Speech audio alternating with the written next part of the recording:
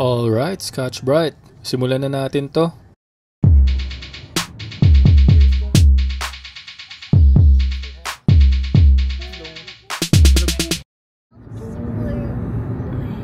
Today, we are headed to Old Grove Farmstead at Lipa, Batangas. 2 days lang ito after natin manggaling sa Baguio. Hindi naman tayo masyadong gala.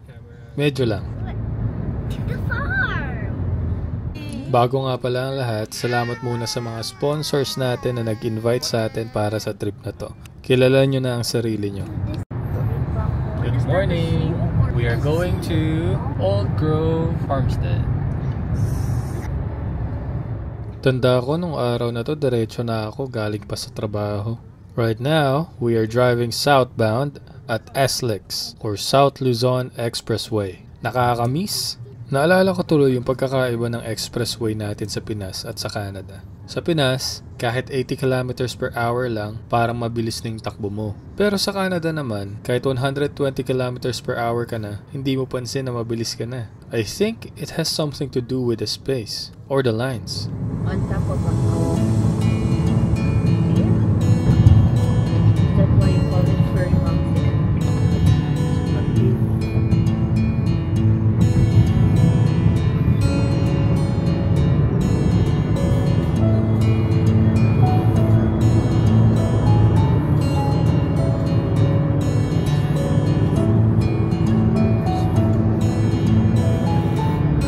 Ang aga natin dito. Naalala ko ito yung sinita ko ni Mamala kasi ang layo raw ng dinaanan ko at masyado ako nagpapaniwala kay Google.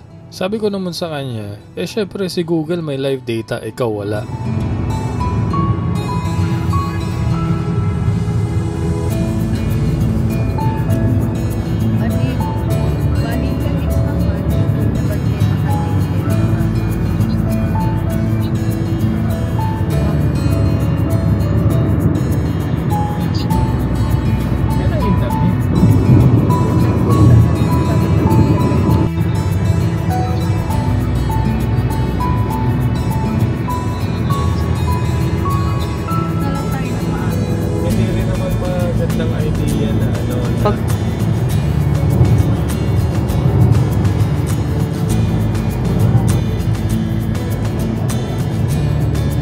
Ano yung M kahapon?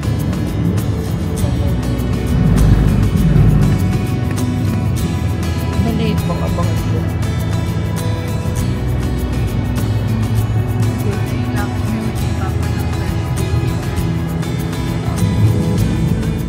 At sumikat na nga ang haring araw.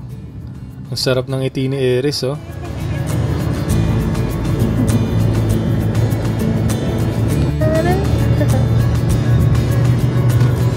Nasayaw ako ito parang dahil kumakanta.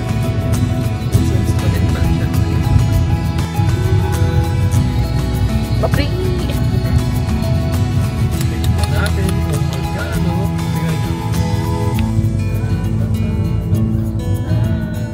Kakaiba talaga sa feeling kapag ka nakakita ng mga ganitong footage. Para bang daily life lang sa Pilipinas. Nakakamiss kasi talaga. Bye-bye dog!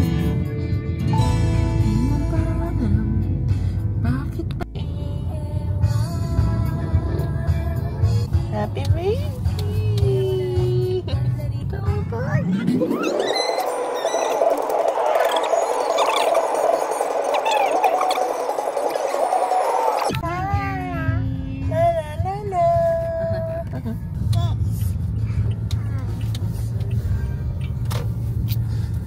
Ate Sabi fell asleep and look, no car seat. Crazy, right?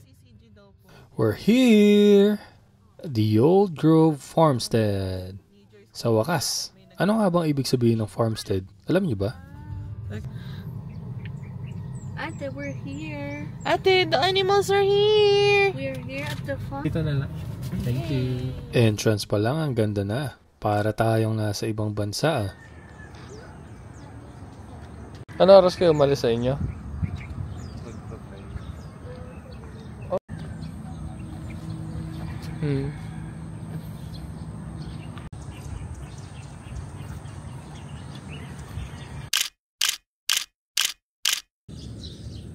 Kunwari farm namin. Tingin ka doon. Turo ka doon. Huwag ka titingin sa camera.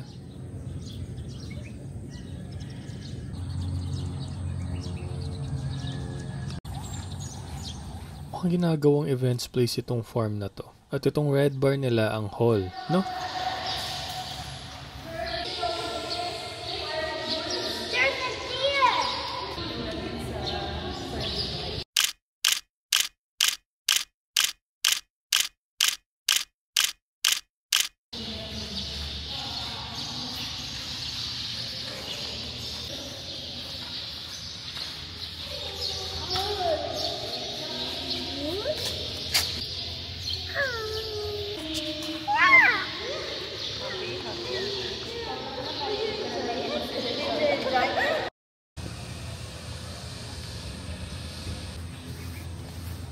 Say hi.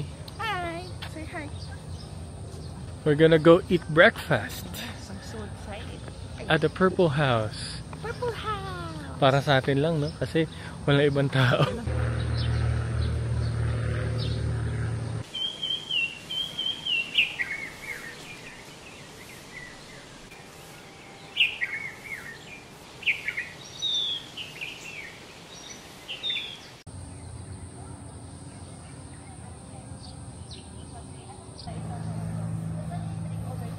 Mag-agahan muna tayo. Parang nirent natin yung buong place kasi tayo lang yung tao.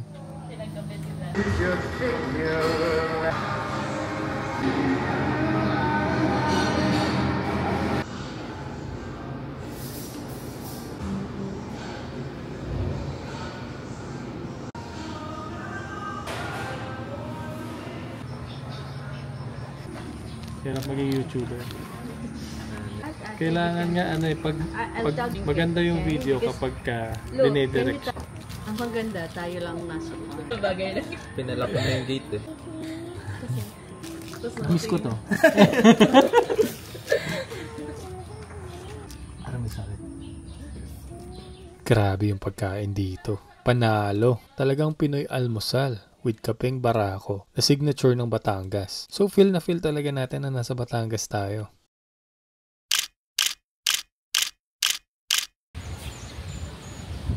Tara, samahan nyo explore yung farm natin.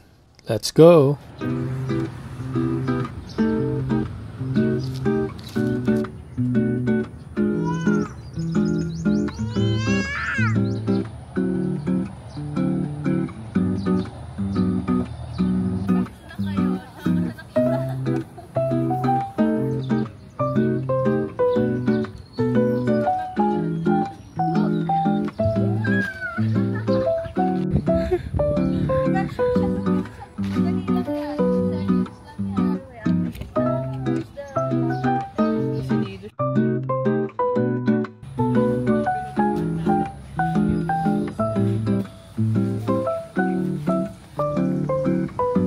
Tong? Ako kasama sa iyo. Yeah.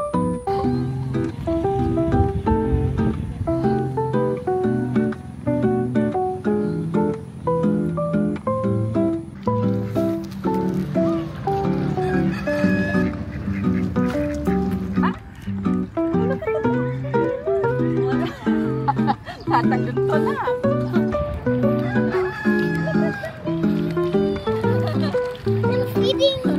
Yes. Yung mga tilapia kumakain eh.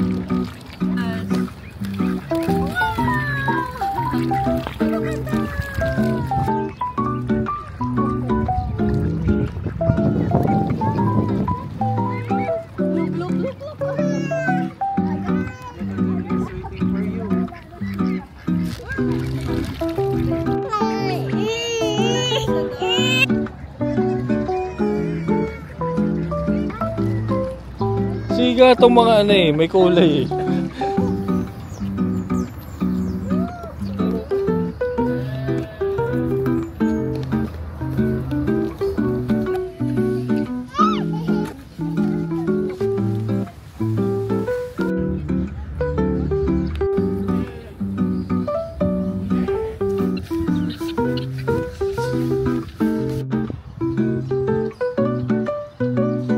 Prices siya kada sulok.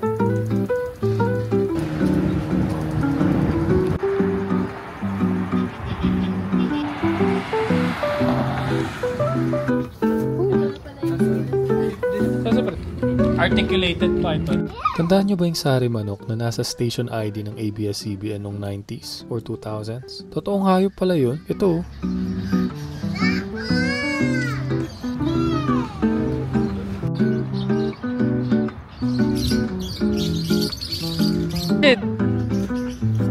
Catch it!